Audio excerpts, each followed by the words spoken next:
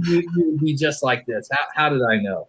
Welcome back to the program, the Penalty Box Live. We were MIA last week. Our guest was pretty sick, and we only want to bring quality, so we didn't just throw somebody in, and people don't pay to see us, and no. So here, Tim, how are you?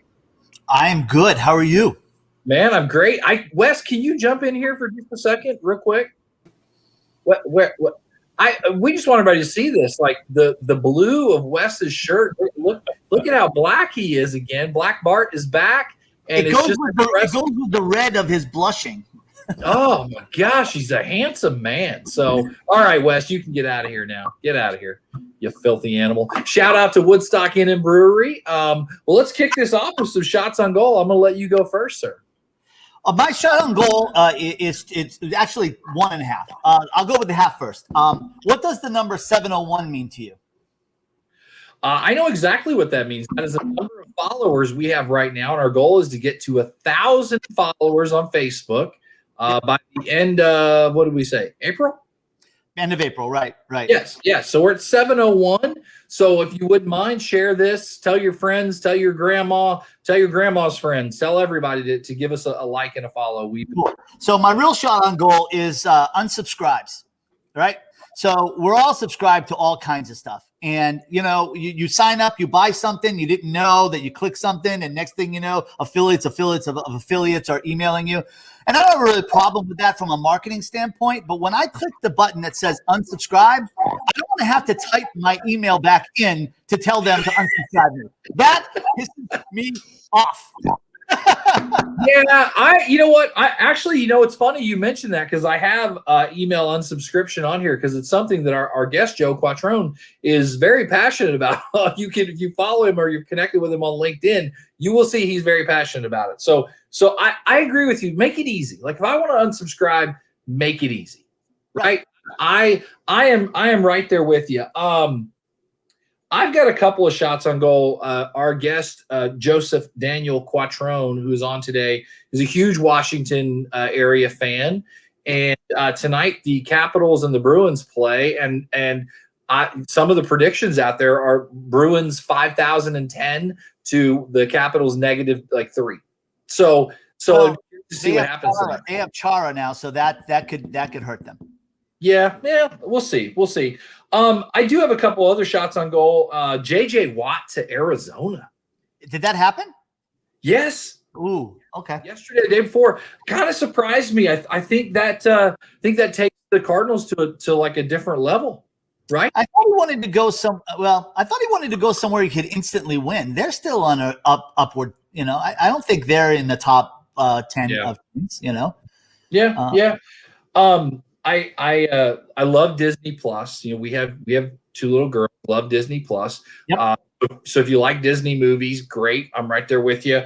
But there's a Netflix movie called Charming, and it's basically about Prince Charming and how he has been dipped in like charming dust when he's a baby, and he can't help but everyone love him, and it's actually really good. I would challenge parents to watch that.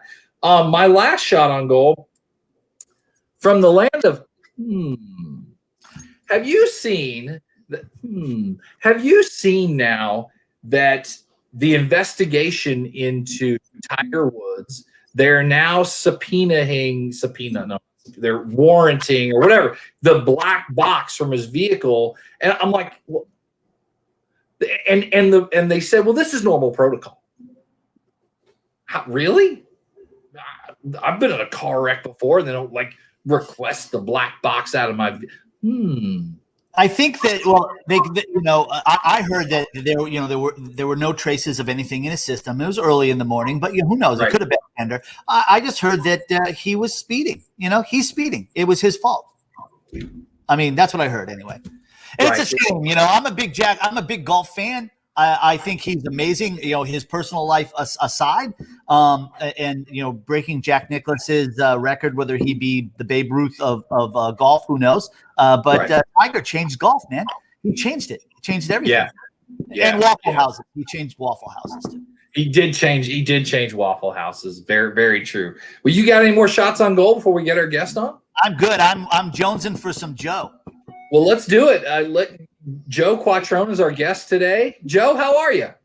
I'm good. How are you all? Good. Glad to have you on. Thank you for joining us. I'll kind of introduce Joe in a weird kind of way. I met Joe on LinkedIn. Somebody had liked a post of his, and you know how like somebody that you know likes someone's post, then it pops up in your timeline. And I'll tell you actually what it was. Joe had posted, and it was probably a year and a half ago. He said, and I've seen his content and his things enough now, and I've talked to him on the phone that I know the kind of heart he has. And he literally posts on LinkedIn, hey, I know everybody's got a lot going on right now. My DMs are open. How can I help you? Is there anything you want to talk about? And I don't know if you remember that, but I messaged him and I said, hey, I got a freaking question, Mr. Brainiac from VaynerMedia that knows it all. I'm like, I can't figure out on Facebook how to do a targeted ad to hit a pizza operator. And guess what? We couldn't figure it out. Yeah. So there's my son there shouting out Joe. There we go. Yeah. But that's kind of how I kind of ran into Joe, and Joe was gracious enough to try and help my son graduating from college, and so thank you so much. I think a lot of people probably look at you and they know where you're at and where you work, and see your title and like, whoa, this guy's big time, right? And I know that happens a lot because you're kind of, I get it a lot.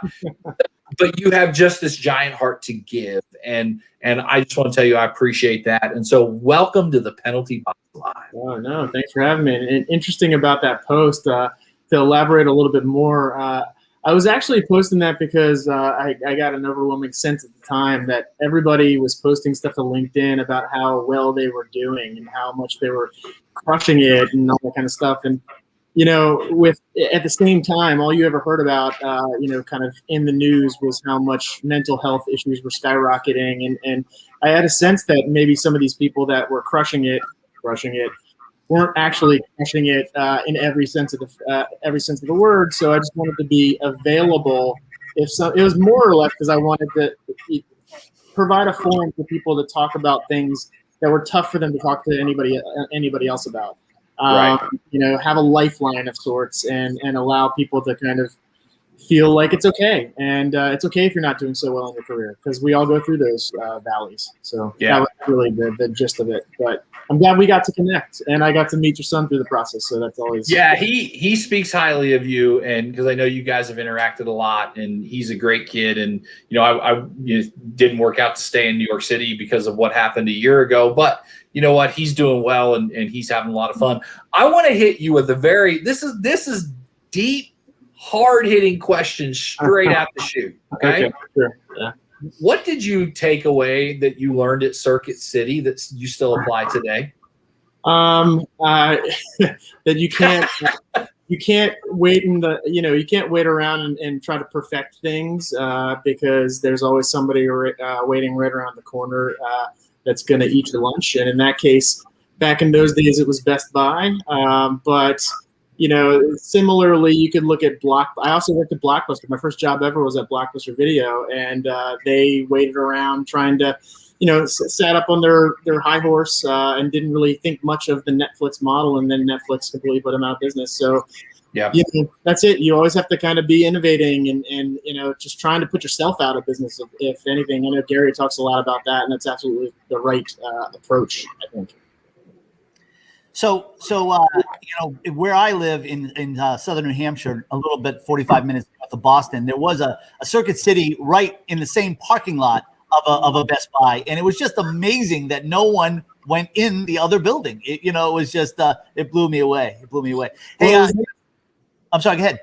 It was interesting. So, like, Best Buy really there's no other reason that Best Buy beat out Circuit City other than real estate planning. So, Circuit Cities, hence the name cities, we're typically a little closer into more kind of urban centers, whereas Best Buy really took advantage of the suburban boom. So those are two different, and it was also like on certain sides of highways and stuff like that. So by the time, and Circuit City just kind of lost its way when it came to buying up real estate, and then they just kind of went out of business. So they're like they're like the Burger King of electronics. Exactly. They just didn't have a good sense for the traffic patterns that humans kind of operated in. So I did a little digging on you. At age 21, you took up running. I did. Yeah, and changed my life. Yeah. And ran. You're like Forrest Gump. You ran for 400 straight days. Yeah, a little bit more than that, but yeah, my goal initially, I was 300 pounds at the time when I started to run. A little bit of a unique case too, because I hadn't even started college at that point. I had taken a few years off between high school and college because I didn't know what I wanted to do with my life. I also knew that I was going to have to pay for my own schooling because my parents didn't really have the means. And so, yeah, I mean, I got to a point where I was really, depressed and down in the dumps and really feeling sorry for myself. And I decided to really snap out of it and not figure out a way to not feel that way anymore. So my goal at the time was to just go running every day for 100 straight days, regardless of the length of time or the length in kind of distance. Could have been 10 feet or 10 miles. It didn't really matter to me. It was really the act of just establishing a goal and sticking to it and creating something that would stick in my daily routine. And yeah, I wound up, blowing it out of the park. And in the process, I wound up losing a lot of weight. I got to under 200 pounds eventually, but most of it came off. I'd say like 80, 90 pounds of it came off in the first 7 months. Because at my height, there's no need for me to weigh 300 pounds. Well, I was how tall are you? I'm about 5'11"-ish. Okay, so 300 pounds on you is a lot. Yeah. I should probably typically weigh in the 185, 195 range. Well, this, welcome to the show. This is the kind of stuff we like. What do you weigh now? I'm just kidding, Joe. You don't have to answer that. I'm just kidding. I've added a few more back since then. I mean, it's been 20 years, so I'm 42 almost now. Yeah. And I'm full on dad bod mode. So hey, it's hip these days, I was curious. You're a guy that's basically from the DC area. Yeah. You moved to New York. You're married. By the way, your wife is way out of your league. Clearly. Total out of my league. Total. And clearly your kids get her genes, which is phenomenal. But then you go cross country for work to LA. Yeah. Like how just that decision has got to be like, what are we doing? And what goes into the thought process in that? And then how hard was it? It really wasn't that hard, mainly because I made the decision earlier on in my life that being in my hometown probably wasn't realistic. I decided, and this is the thing that always drives me crazy about when I talk to young folks that are getting ready to go to college. They often decide to study things and then they get out of school and they don't move to the centers where these professions are actually doing well or economically feasible. So I went to school for marketing and advertising. Well, where do you think the best markets for that are? It's New York, Chicago, LA, San Francisco, maybe London, Amsterdam, Paris. There's no market for that in DC. If I wanted to stay in the DC market, I should have studied, something that would have lent itself to becoming a defense contractor or maybe an engineer or something that really works in that market. Economy's thriving down there, but it's just nothing that interests me. I remember being out at bars when I was younger and talking to friends of friends and acquaintances and them telling me what they would do for a living. And I remember my eyes just glassing over because I could not care less about it took them a half hour just to explain their job title. And I was like, this sounds so boring to me. I don't understand why I do a job. Nothing against those jobs. I'm sure they're great and fantastic. It's not for me, So I kind of made the decision early on that DC wasn't going to be where I was going to, plant my flag and kind of raise my family up. So from there, it really wasn't much of a decision. It was, one of these big major cities or bust. And Leanne was in the same position. My wife, she's in the fashion industry. She studied fashion, so she was in New York. LA is fine for it as well. Right. Now we're in a kind of an interesting paradigm where we're work from anywhere, and we've totally acclimated to being Zoom full time, and we could probably do our jobs from DC if we wanted to. But that was really the thinking early on. It wasn't scary going to New York or LA because I already knew DC wasn't in the cards. And now it's even less of a concern because my parents and my older sister moved away. So I don't even really have much family in that area anymore. My little sister and brother-in-law are still down there, but for the most part, all my family lives in North Carolina now, which is not home. It's not home to me. I don't miss North Carolina because I never lived there. Yeah. What's pregnancy like in a pandemic? Well, I wasn't the one that was pregnant. Right, so right. answer that question from that point.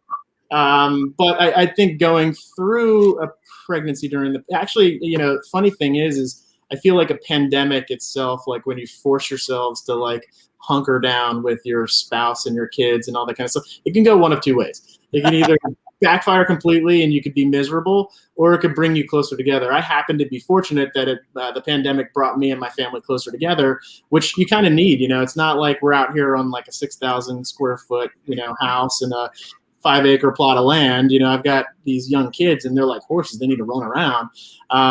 But being kind of like, in one place, all kind of like going through the same thing at the same time, the same complexities, the same stresses, and really not having any choices. I think we confronted a lot of our demons and we really learned how to live and love more intensely. So I would say like it was crazy, but I don't think it was. I think it was actually quite nice. It was an interesting process, and we were very open-minded about going through the pregnancy together in that way, and we were able to bring a happy, healthy baby girl into the world in August. So congratulations. That's awesome.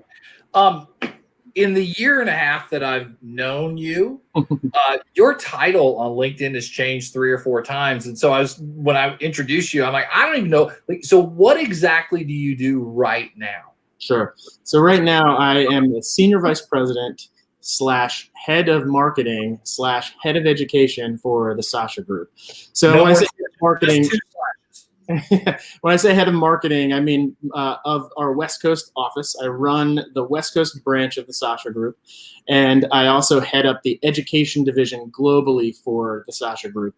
And so the Sasha Group, for those in your audience who may know VaynerMedia, they may know Gary, but they're not familiar with the Sasha Group. The Sasha Group is still part of the VaynerX family. We're just oriented a little bit more towards small to mid-sized companies. Versus VaynerMedia, who's fully entrenched in like Fortune 500 marketing. So think Budweiser, think Unilever, all those kind of things. We typically operate at like the $500 million or less level, which is still quite a wide ocean of potential clients. I think 99.7% of all companies in the United States, at least, are deemed a small business. They have less than 500 employees, and they're doing hundreds of millions of revenue or less, not billions. One of the things that you do is you have the Stork Group, which you gave me access to yesterday, and I've already said to you, like, sign me up. I'm in, because I got in there yesterday and in this private Facebook group that there you go, that has, if you'd like to join, check this out. But it's got basically 300 and something people in it, and the content that you guys are posting in there of the how-tos and the whys and how it's incredible. Thank you. And you, so being the head of education, do you develop all that stuff? Is that all you're doing? So I wasn't the kind of brainchild behind it. We've been trying to crack the nut of content as a service for a while now as a company, for like 4 or 5 years. We developed Stork about 9 months ago. We launched it in the summertime. This was my predecessor and his team of education folks at the Sasha Group. I came in once my predecessor, Nick Dio, shifted within the VaynerX umbrella to the talent side. He become an influencer. He built something called the Honey House, and he's now a TikTok influencer. The Honey House, for those of you listening or watching, it's kind of like the real world, but on TikTok, and it uses like fit fashion people. So it's a very interesting concept. So he's kind of become TikTok famous, and he moved over to Vayner Talent. Now he's on the talent management side of Gary's universe. I slid into the education side mainly because I have a big interest. When I went and pursued my master's degree, I always figured that one day I was going to wind up a university professor, kind of in my late 50s, early 60s. And when James, my boss, was looking for somebody to take on the responsibilities, I kind of raised my hand and offered my services because I'm really interested in figuring out ways. The primary reason I was interested in it was I know that the world is changing via the pandemic and our access to virtual reality products, Zoom, all the things of that nature. So I really wanted to be able to carry the banner of education and help businesses learn how to do things in this new world order and train them on how to do things in this new world order. And so Stork is kind of like, we have two products inside of the education portfolio, the 4Ds, which I'm actually hosting tomorrow. It's an event-based product that features Gary Vee. He's inside of it. Think of it like a South by Southwest type of conference, but instead of thousands of people, you're in a conference room and there's 7 other business owners, so it's very intimate.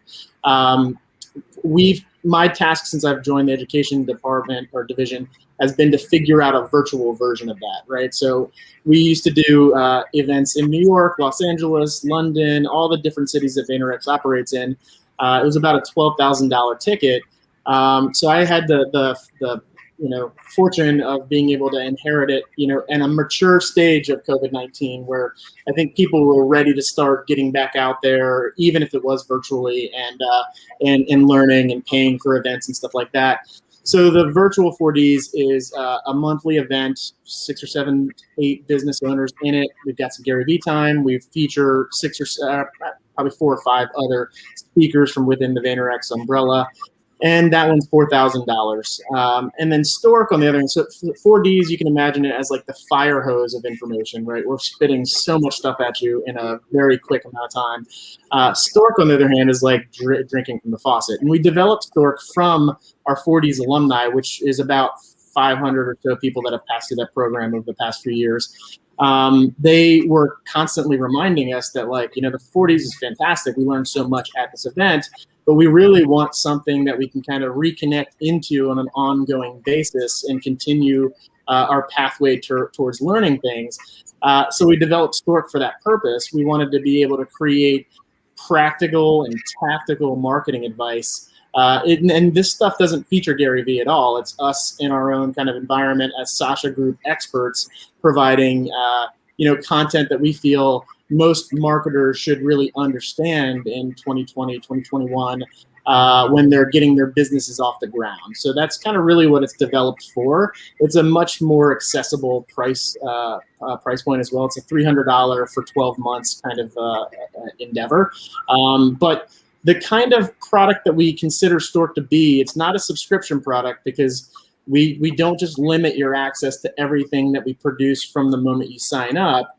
It's more of a membership product. So it's more like a Peloton or a Calm or something like that. We're creating a library of assets, and we're doing it for ourselves, right? We're building what we think is relevant to marketers and to small businesses. And when you sign up and when you pay the $300 and you gain access, you activate your membership, you have access to the full library of content we've ever created, and then you have access to whatever we create over the next 12 months. What we also do is we don't pull any trickery on you.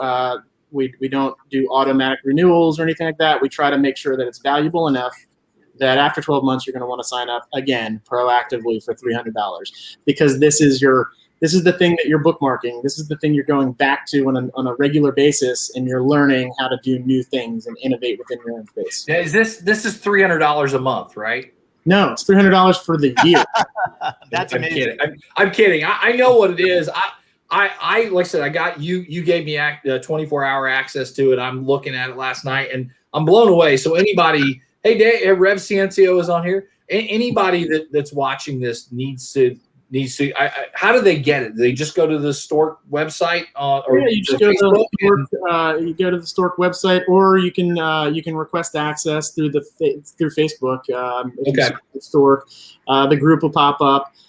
Typically, we have to process the payment before we'll let you in. Your request to join the group will remain in a pending status until you actually do a Stripe swipe with your debit or credit card. But feel free to go to the website. Let me give you the link. It's Stork. Stork.thesachagroup.com is the website where you can actually click through and you can fill out a quick type form, and then it'll link you up with the Stripe payment page. You can make the payment, make your request on Facebook, and then we'll let you in.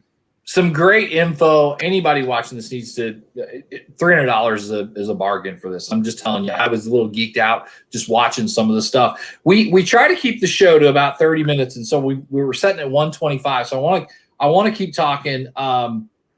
Is it GIF or GIF? That's a highly debatable topic, but I consider it to be GIF, mainly because the acronym is something like graphical. It starts with graphical. I know that. So I believe since it starts with graphical, it should be called GIF. But I know a lot of people that call it a GIF. Gotcha. Including my creative director at Sasha Group calls it a GIF. Right. So at Sasha, you're helping small businesses versus smaller businesses other than your Fortune 500. Now, you were at Audi of America for years. What did you learn there that you can impart on our audience that are smaller entrepreneurs that you've brought with yourself to Sasha? Now, I noticed that you have a passion for the consumer versus the investor, I heard. Mm-hmm. So if you could talk a little bit about what you learned there that you could transfer these days. Sure. I was in an interesting position. I was at an agency, actually, but I was staffed at the Audi of America headquarters, and they were my primary client. And so it felt like I was very much part of the brand advertising team. But I was part of the team that really got their first initial social media practice off the ground in a time when most brands weren't actually on social media. And so I think some of the principal tenets of the way we activated in social media back in 2008, 2009, 2010 are actually starting to rebound and come back today in 2020, 2021. And that is that there still is a lot of opportunity for brands and marketers to do things in an organic fashion on social networks. You just kind of have to understand how all the platforms operate in order to find those opportunities and cracks and crevices to slide into. But obviously, Facebook's a more mature platform. It's been around since 2004 for consumers, since about 2008 for business adoption and business products. But there, when you think about strategically how you get your brand to be seen in a visible fashion in social networks, you got to understand, kind of where that network or program is in its product life cycle, understand whether or not it even offers paid media support and services, understand what consumer adoption looks like. And to what Gary says, you got to look for the free or cheap attention, right? So if I was today going out and I'm a small business and I'm looking to activate inside of social media, the first thing I've got to ask myself is, where is the white space, right, for brands? Typically, the white space for brands is wherever the big brands aren't. And the big brands that are all about scale and distribution are in places like Facebook and Twitter and Instagram, because there's already scale there. They can just pay for reach, right? But the big brands aren't in places like TikTok yet. They're not on LinkedIn en masse yet. They're not doing things in places where you can actually get quite a bit of earned reach. So for me as a business, I'm going to figure out, come hell or high water, how I can sell stuff on TikTok and LinkedIn, because there's a lot of opportunity. I have to pay an arm and a leg for it. I can just create a content strategy. I can post frequently, early and often, and I can build a brand in those spaces. Something like Clubhouse that just came out. I don't know what the future of Clubhouse holds, but I'm pretty sure if I was a brand and I was able to get my CMO, onto Clubhouse, that might have an impact on my overall business. I might be able to figure out a way to do some business on that platform. I was going to ask you about Clubhouse, and you kind of covered it. Maybe we can talk about it a little more in the OT. But I did want to ask you, because I put this on the original post.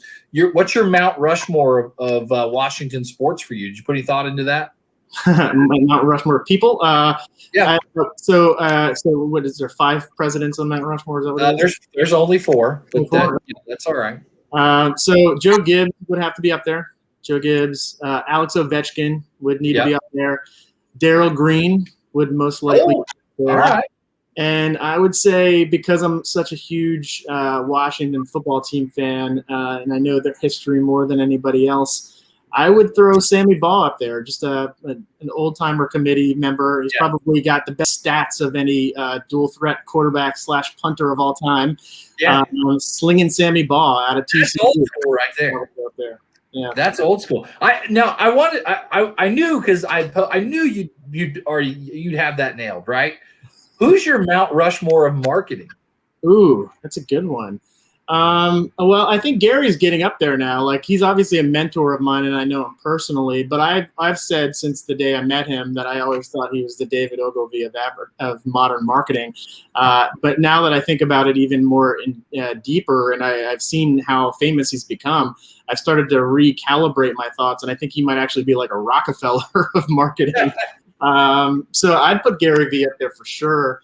I think maybe Jay Chiat from the early Apple years would go up there. No doubt. Yeah.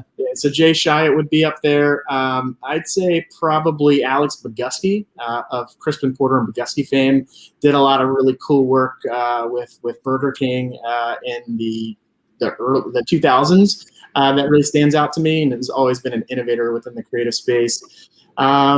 And then, let me see. I want to give somebody that's not just a creative. Tim Lord. Tim Lord. There you go. No. It's a tough one. I knew I was going to hit you with a tough question there. I'm trying to think who else is really relevant. I would be the guy taking the tickets for the Mount Rushmore tour.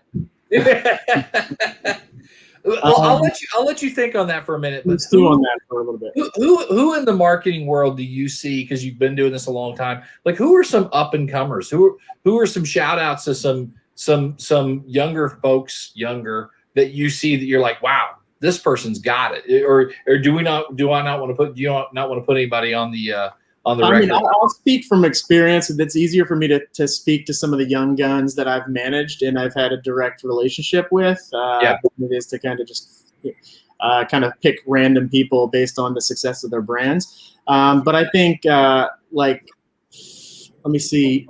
Todd Bradley and Harry Barron of my old Budweiser team. Now they're over working on PepsiCo within the VaynerMedia universe, and even Adam Locke from that matter. Adam was their boss, the ECD.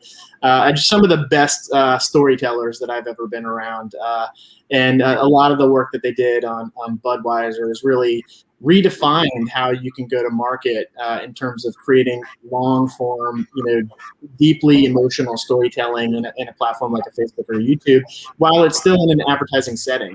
Not like an episodic long form YouTube series or anything. We're still talking about ads, but in a viral video fashion. So I think those guys are some of the best creatives I've worked with out there.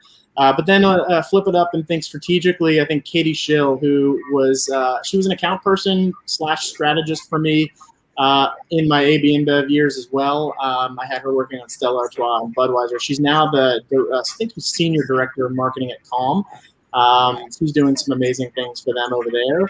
And then from a guy that I didn't really work with. I worked with him. I didn't manage him, but we were kind of peers in the industry. Actually, there's a couple people. A guy named Mike Grillo that I worked with. He had left VaynerMedia in 2017, but he went on to found Gravity Blankets and just recently sold that brand. So from an innovation standpoint, I'd say he's out there. John Troutman and Nathan Schroeder, they're former folks that used to work in Gary Vee's inner circle. They worked on something called the Office of the CEO for Gary. But they went out to help Gary found Empathy Wines, and they helped Gary sell Empathy Wines to Constellation Brands, and now they're essentially running all DTC marketing for that portfolio of brands. So I'd say that's a good list of 5 people that I know from just my experience. In most recent experience at VaynerMedia. I could rattle off a few more from my old Audi days. That's enough. I got one final question before we end the live and we go to the OT, because this is very important to Tim and I. And Tim may have a question as well, but Wes, our producer, Wes is the president of the Ohio Britney Spears fan club. Mm-hmm. Do you have any connection? Do you know anyone that knows her that maybe we could, do a little bit of, bringing them? Do you know anybody that might know Britney Spears? Or Probably not. I mean, you never know. I could probably search around and find like a connection of a connection that knows her or something like that. But me personally, I've always been more of like a sports fan and a kind of a science fiction nerd. So I've not really partaken in much of the kind of reality TV, Twitter water cooler world as much. Well, I know you're such a giver. I'm sure you're gonna start searching through your Rolodex, and it's important to Wes. I mean, if I come across somebody that knows Brittany, I'll figure. I mean, just Gary, keep it in the back of your mind, just keep it back in the back of your mind. Tim, you got another question before we get out of here and we go to the OT? I was just going to say, I think we're doing Wes a disservice because I think Wes is definitely more of a tech a nerd when it comes to Star Wars and that kind of stuff than he is to Brittany. So I'm protecting you here, Wes. I feel like we got a little bit of a clinic today on some marketing stuff. So I'm excited for the rest of these questions. I got more questions for the OT. So we're gonna get out of here. And Joe, he sent you that other link. So if you want to exit out of here, we'll go to that. And I don't know if you watched our show, but we sign out like this. So we just wait for Wes to end the show. We have a guest next week. Oh, who is our guest next week? His CEO of a company called Gusher, Chris Joyce. Yes. I follow him on LinkedIn. He's really well spoken and got some great advice. So he's going to join us next week. Awesome. Yes. Awesome. All right. Well, we're going to go to the OT. So we'll see you later.